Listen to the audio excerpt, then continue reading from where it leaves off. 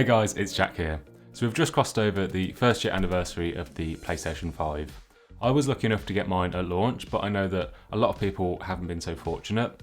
Across the whole tech industry, there's been chip shortages and shipping delays that have made it really difficult for companies like Sony to keep up with demand for the PS5.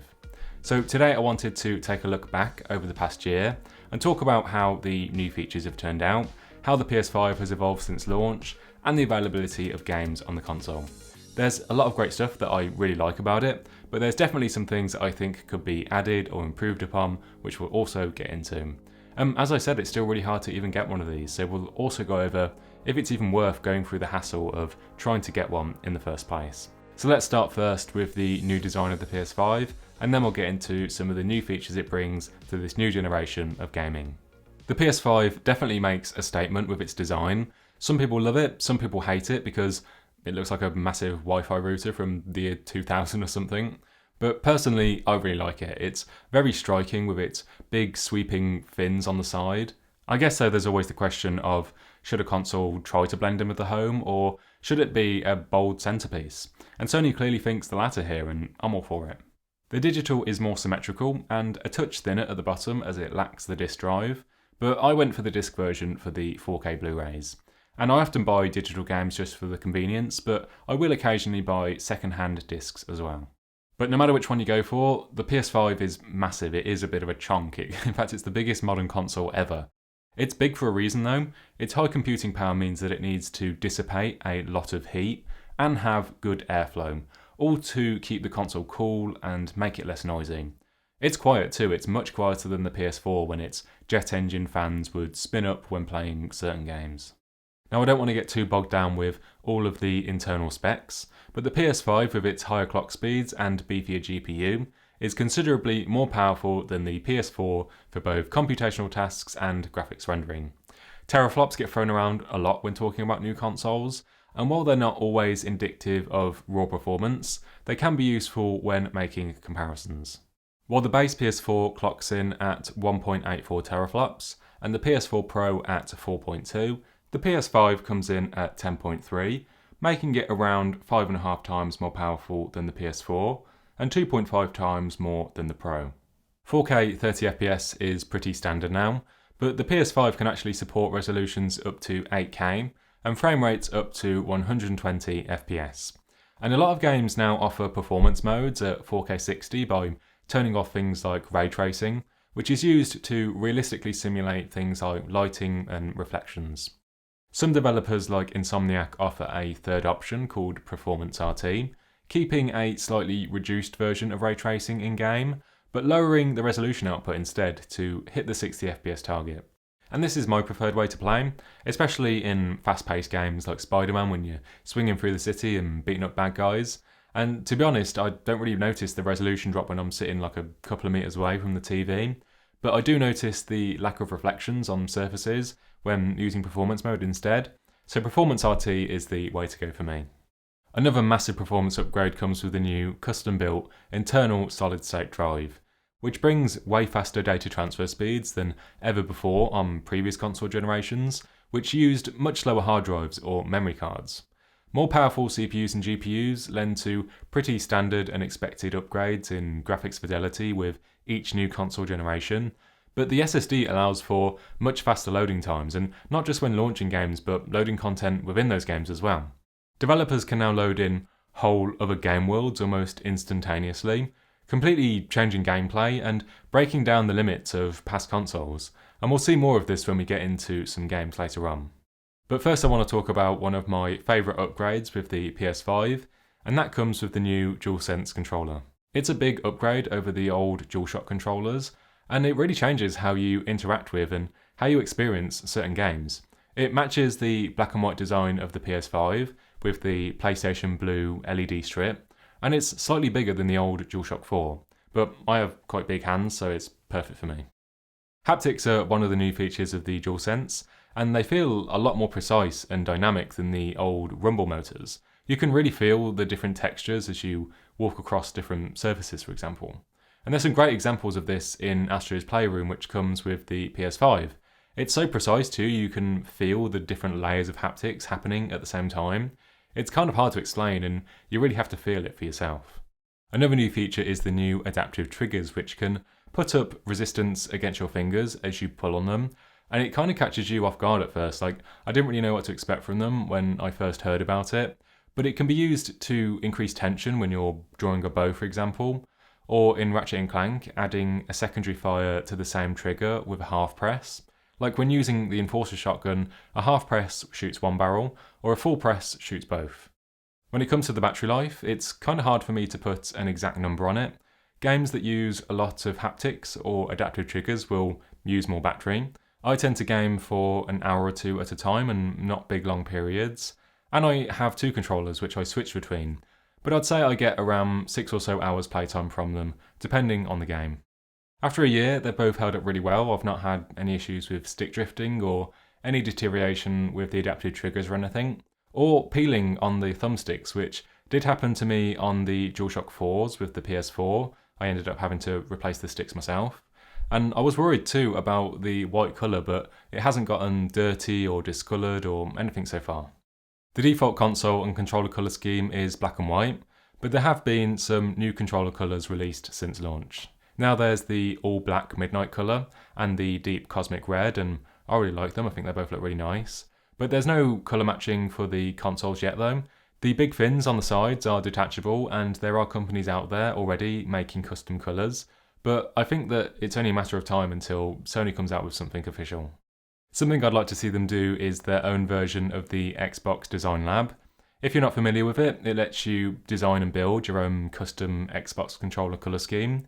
They've got a few set colour options to choose from, which you can then apply to the main body, the triggers, or the D-pad, pretty much every aspect of it. Getting one of these does carry a $10 premium, but I think that's a very fair price. And you can also get an engraving for an extra $10 on top. And I'd love to see Sony do something like this for the DualSense and the PS5. So let's now talk about what is really the most important part of any console, and that's the games. Regardless of hardware, any console is only really ever as good as the games you can play on it.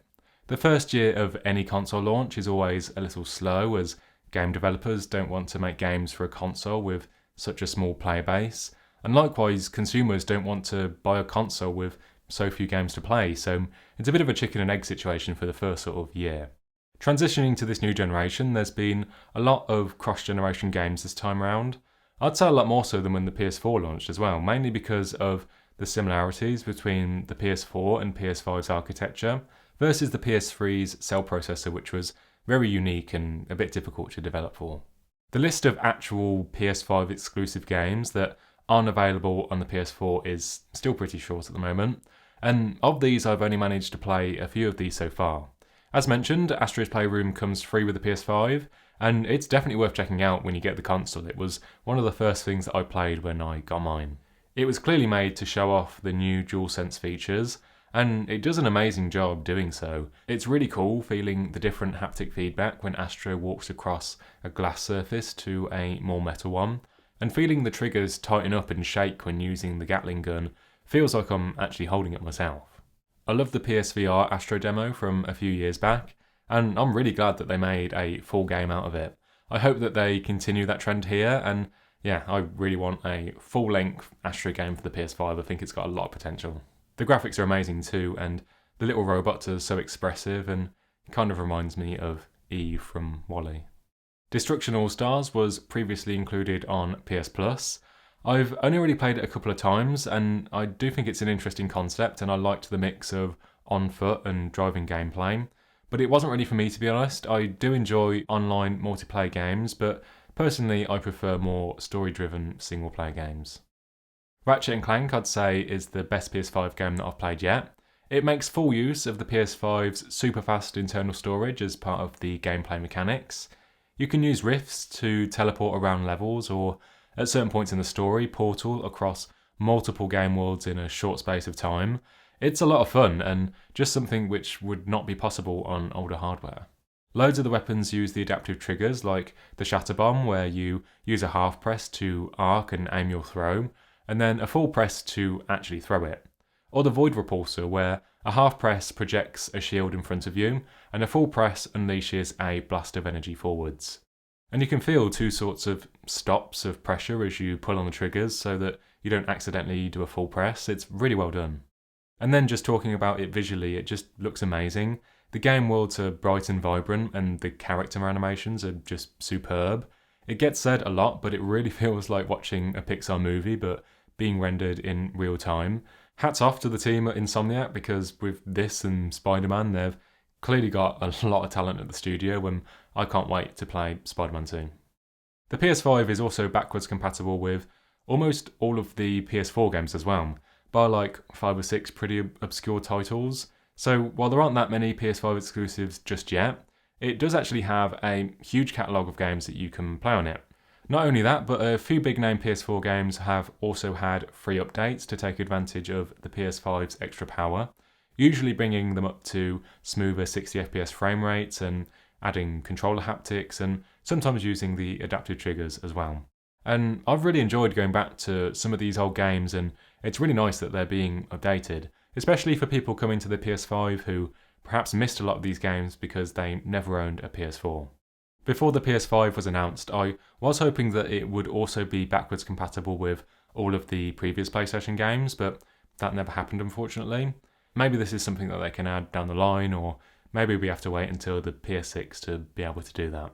Microsoft has done a really great job in this regard. You can't play every old Xbox game, but there are some good classics that you can go back to and enjoy, like Splinter Cell and the original Battlefront 2, and Red Dead on the 360. Since its release, the PS5 has had a bunch of features added through software updates. Perhaps one of the biggest and most anticipated is unlocking and adding support for M2 SSDs. And with these you can download and play PS5 and 4 games right from the M2 storage. Previously, with external USB storage, they could only be used for storing PS5 games as they're just not fast enough to play them. M2 SSDs are pretty pricey at the moment. You're looking at around $400 or more for 2TB, and you do have to use specific drives that meet Sony specs. But prices will come down, so I wouldn't say you need to rush into getting one unless you really need the extra space.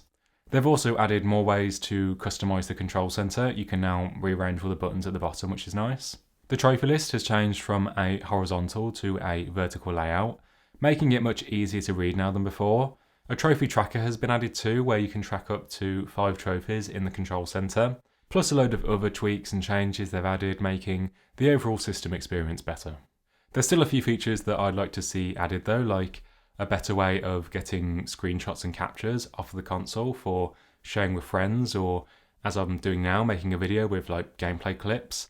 Currently you have to transfer these to some USB storage first, which is a little bit annoying. Maybe they could allow the PS5 to send these directly to the PlayStation app to make it a little more simplified and streamlined and easier to share. Bringing themes and folders would be nice too, so that people can customise the look of their console a bit more, or just organise their games into a way that they want. And both of these features were missing from the PS4 at launch too, so I can definitely see these getting added down the line. The PS5 is definitely a worthy upgrade over the 4. In the first year, developers are just starting to scratch the surface of its power potential, with a lot of games still being held back as they're also being released on the PS4. Games like Ratchet & Clank give us a small glimpse at what the PS5 can really do, using those super fast load times to load in whole other game worlds almost instantly. It's genuinely really exciting and impressive, and I can't help but think that some sort of like space game or Star Wars game could really use that speed to fly around the galaxy and visit different planets or something. And I'm sure that Naughty Dog are well into their next project too, and I can't wait to see what they do next, if it's more Uncharted or Last of Us or something entirely new. And having said that though, the list of genuine PS5 only games is still pretty short at the moment. There are still a few big cross-gen games to come, like God of War Ragnarok and Horizon Forbidden West, which are yet to come out, and they won't be able to take full advantage of the PS5's features. If you're someone who's still desperately trying to get your hands on a PS5, then I really hope that the stock situation gets better for you soon. It must be really frustrating not being able to get one. But if you're someone that's still happy with your PS4 playing Miles Morales or any of the other cross-gen games, then you're probably just better off waiting a little bit longer, at least until there's a bigger catalogue of PS5 games available, and maybe even a price drop too. One last thing that I just want to quickly mention is PSVR 2. Sony has already teased the upcoming headset's controllers, which have this all-black design, both featuring analog sticks making in-game movement a lot easier, and adaptive triggers and haptics from the DualSense. But we don't know much about the headset itself, the display specs or the tracking tech, and I've had a lot of fun with the first PSVR, so I can't wait to see more of that be revealed. I hope you've enjoyed this video. Hit the like button if so and let me know. I'd love to hear your thoughts on the PS5 too, so drop a comment below and let me know what your favourite feature is or what game you're most excited about playing. Hit the subscribe button and the bell to see more tech videos from myself. Thanks so much for watching, and I will see you in the next one.